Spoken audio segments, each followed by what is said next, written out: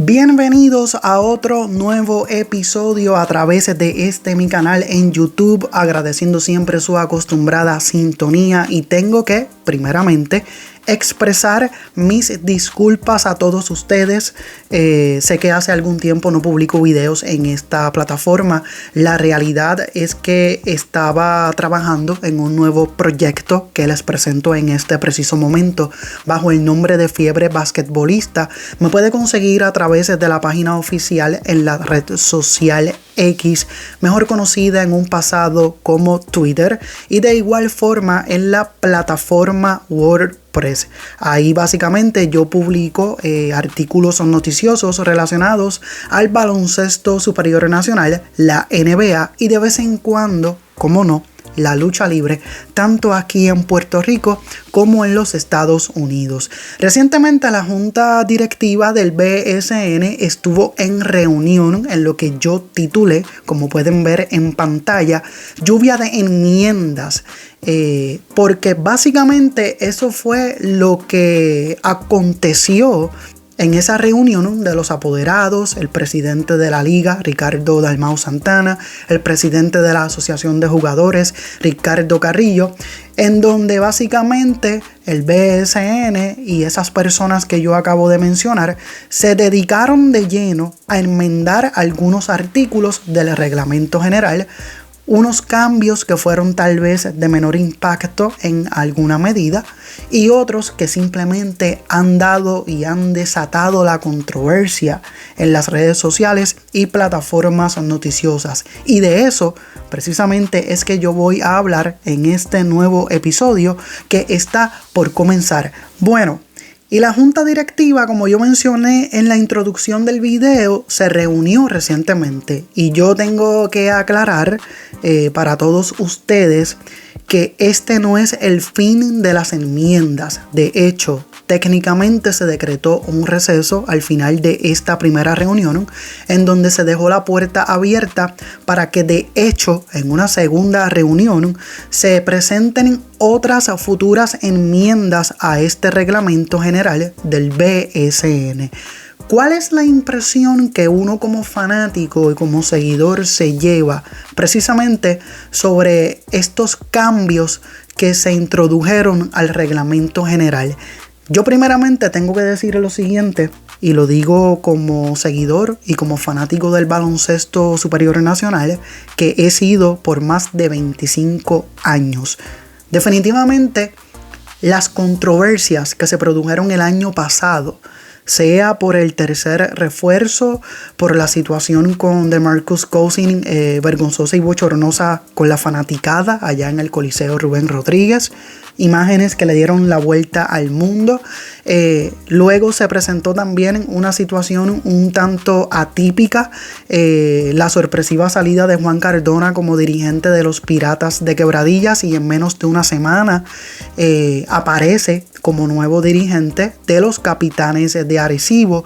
Y situaciones como esta dieron pie y dieron paso a que se cuestionara en gran medida, y yo reconozco que yo incluso dediqué episodios a criticar la manera en cómo la liga estaba manejando ciertas cosas, porque a mi juicio hubo situaciones que simplemente se pudieron haber evitado, hubo otras que se pudo haber manejado de una mejor manera, se pudo ser más diligente, y hubo otras en las que simplemente yo me cuestioné, y de hecho todavía cuestiono en cierta medida y en cierto grado el poder de autoridad que tiene el baloncesto superior nacional como tal, tanto con los jugadores, dirigentes, apoderados, etcétera. Así que dentro de todo eso, esta movida que hace el BSN con estas enmiendas, lo que representa es que precisamente ellos volvieron a revisar ese reglamento de lleno.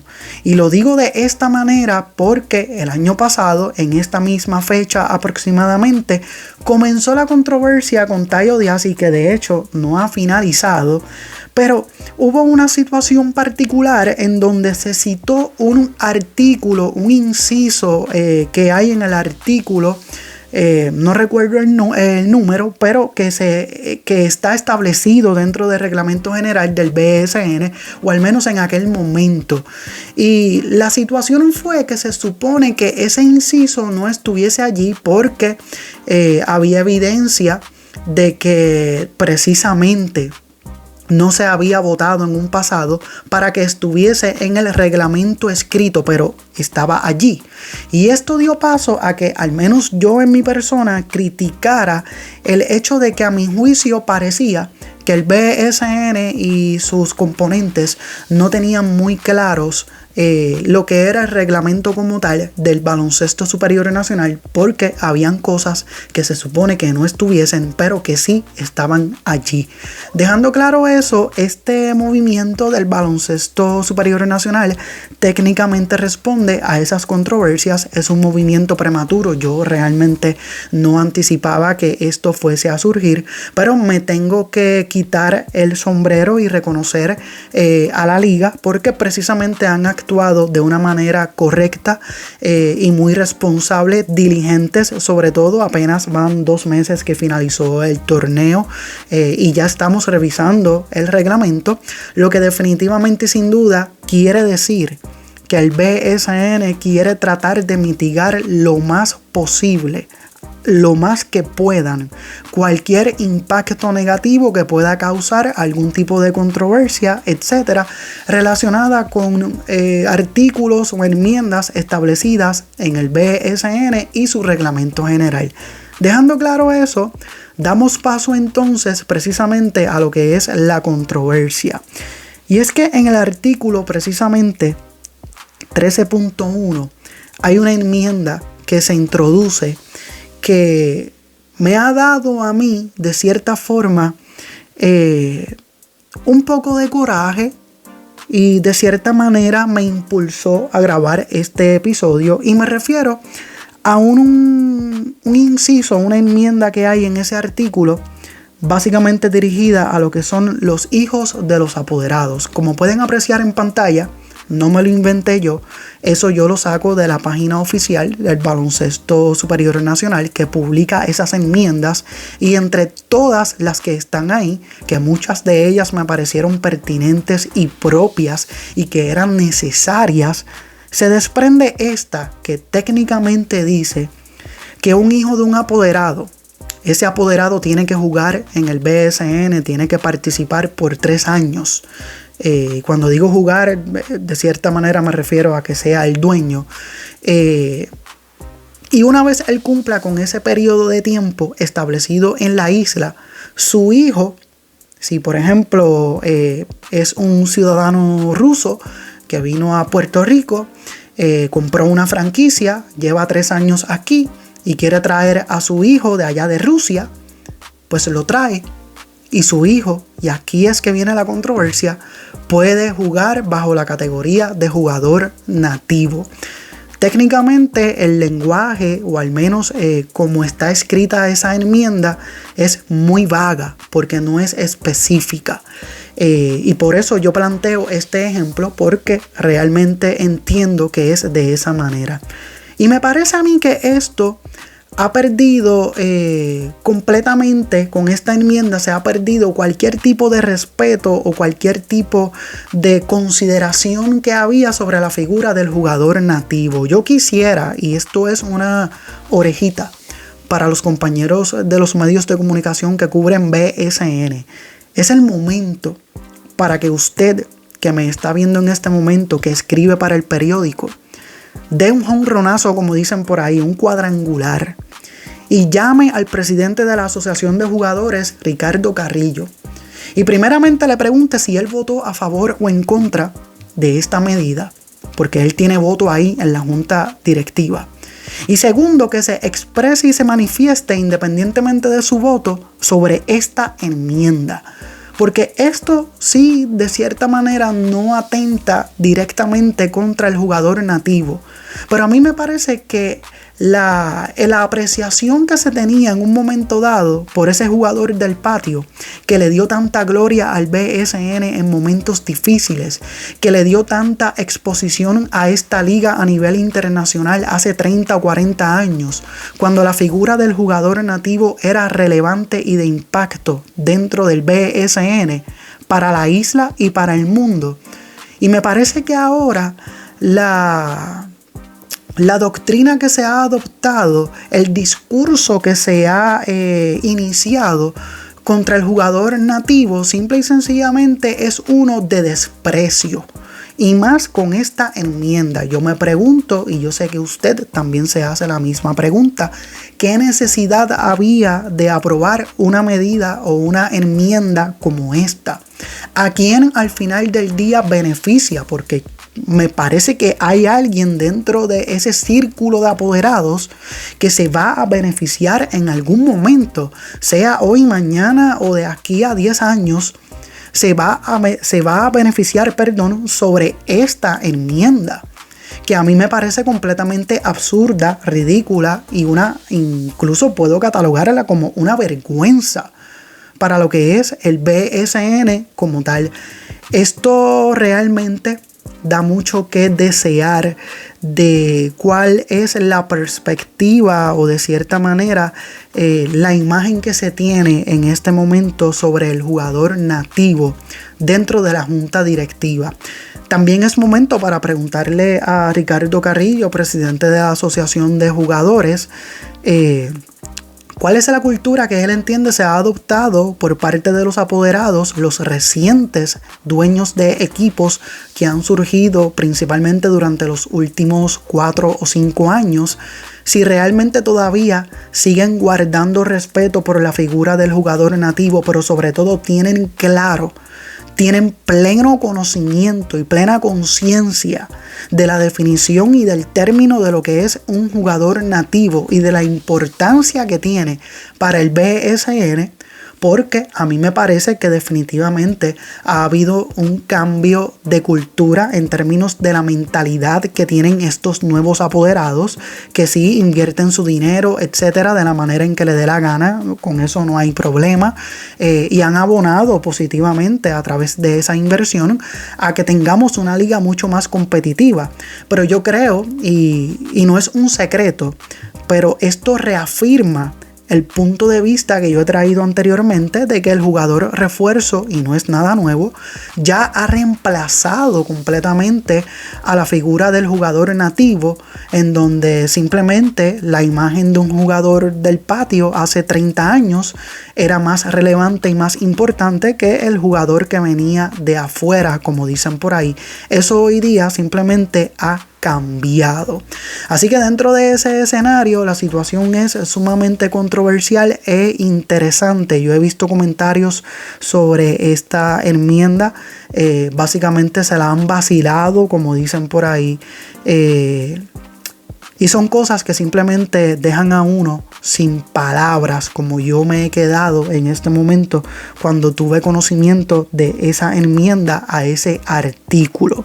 Tiene que ser mucho más específico, definitivamente y sin duda. Y en otros temas, porque aunque inicialmente no mencioné en la introducción de este video que iba a hablar sobre esa controversia, pero lo voy a hacer porque pienso que me da todavía un poco de tiempo. Me refiero al caso de Taio Diassi. Recientemente este caso se había referido a una corte apelativa deportiva radicada en Suiza, como un tribunal de primer circuito de apelaciones. Pues técnicamente ese tribunal decidió devolver el caso a Puerto Rico. Esto básicamente surgió porque los Piratas de Quebradillas se supone que pagaran una cantidad de dinero, como suele surgir también, por ejemplo, en el Tribunal de Primer Circuito de Apelaciones en Boston, los casos federales, que hay personas que quieren apelar las decisiones que se toman aquí en Puerto Rico, pues van ante ese foro y tienen que pagar una cantidad de dinero. Esto técnicamente evita el que todo el mundo tenga acceso y por ende se crea un ataponamiento de casos, pues en resumidas cuentas se suponía que se pagara una cantidad de dinero a ese tribunal deportivo allá en Suiza y los Piratas de Quebradillas no hicieron el pago. Por ende, ese tribunal toma esa solicitud de apelación y la devuelve entonces, y hoy tenemos un caso en el tribunal de primera instancia en San Juan, en donde los Piratas demandan a los Gigantes de Carolina Canóvanas.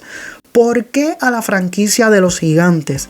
Gente, porque el Baloncesto Superior Nacional aproximadamente en mayo del pasado año había determinado dar, como dicen por ahí, un reversazo de una decisión inicial que habían tomado, en donde en aquel momento le otorgaban a los Piratas de Quebradillas el que Taio Diassi jugara con ellos bajo reserva nativa, y obviamente tras una apelación por parte de algunos apoderados ante la Junta se revirtió esa determinación, y entonces se estipula que si el señor Taio Diassi quiere jugar en el BSN, tiene que entrar directamente al sorteo de nuevo ingreso. Los Gigantes de Carolina Canóvanas tienen el primer turno, pero no solo eso, han manifestado públicamente en un sinnúmero de ocasiones que tienen toda la intención del mundo en seleccionar a Taio Diassi. Esto definitivamente no le gusta a la organización de los Piratas de Quebradillas, que no ha escatimado durante todo el año pasado y parte de este año en ir hasta donde tengan que ir, no importa dónde sea, para tratar de ganar el caso de los derechos de Taio Diassi. Aquí hay varios escenarios. Hace algún tiempo se presentó ante el tribunal de primera instancia, si no me equivoco, allí mismo en San Juan también, el caso de la controversia relacionada a los hijos de franquicia. Yo no quiero traer ese caso a modo de referencia, pero de los documentos que yo pude revisar, como pueden apreciar, ese documento que está ahí, que ustedes están viendo en pantalla, técnicamente dice que el BSN no es una liga autónoma, que se debe a la Federación de Baloncesto, al Comité Olímpico, etc. Y que por ende, cuando hay una controversia de partes involucradas que trabajan dentro de la liga, sean jugadores, sean dirigentes, sean apoderados, automáticamente al tú formar parte de la liga renuncias completamente a que del saque, como dicen por ahí, surja una controversia y tú vayas al tribunal. El tribunal básicamente establece que hay que explorar todas las alternativas habidas y por haber, administrativas, que pueda proveer el BSN o la Federación de Baloncesto o el Comité Olímpico o el Tribunal de Apelación Deportivo, etc. Y una vez todas y cada una de ellas se agoten, entonces el Tribunal de Primera Instancia está en posición de atender el caso, siempre y cuando se demuestre entre todo lo que se dice que las decisiones que se tomaron anteriormente y que perjudicaron a una de las partes, en este caso a los Piratas de Quebradillas, fueron decisiones o determinaciones que de cierto modo son caprichosas y que se pruebe una malicia, etc. ¿Qué puede pasar aquí? Yo veo que todo el mundo ha hablado de los Piratas y el interés que tienen con Taio Diassi. No he visto, y atención periodistas, pueden dar otro cuadrangular y batear, como dicen por ahí, para el ciclo. Yo no he visto que alguien haya entrevistado o le haya preguntado a Taio Diassi si su deseo realmente es jugar en el BSN y que más allá de eso sea jugar con la camisa pirata. Probablemente sí lo ha manifestado al apoderado, pero públicamente no lo ha hecho. Tal vez no lo puede hacer porque es la parte involucrada, pero definitivamente sería más que un palo que Taio Diassi se manifestara precisamente sobre toda esta situación. ¿Qué puede pasar? Al final del día tampoco he visto que haya alguien que le haya preguntado a Héctor Horta, apoderado de los Gigantes, si Ernie Cambo, apoderado pirata, se ha acercado a él a preguntarle, mira, podemos llegar a un acuerdo fuera de tribunales, etc. no he escuchado o no he visto información que trascienda sobre ese particular o de que esa acción se haya intentado concretar. Y más allá de eso, independientemente, si la decisión es a favor de los piratas, definitivamente esto plantea que la situación no podría culminar. Yo anticipo que los Gigantes de Carolina tal vez estarían apelando o algunos apoderados ante la junta directiva estarían tomando esa acción apelativa. Si la decisión fuese en contra de los Piratas de Quebradillas, se supone que, mire, como la imagen que yo tengo ahí, sea su último turno al bate y simple y sencillamente ya no hay más opción. Al final del día, gente, Taio Díaz es quien decide si quiere jugar o no en el BSN. Él es la persona protagonista dentro de la situación y quien al final del día decide si sí o si no. Así que esto promete y yo les prometo y les garantizo que los mantendré informados sobre todo lo que ocurra en las próximas reuniones de la junta directiva y sobre todo con esta situación del caso de Taio Díaz. Así que de mi parte es todo por el momento. Será hasta la próxima.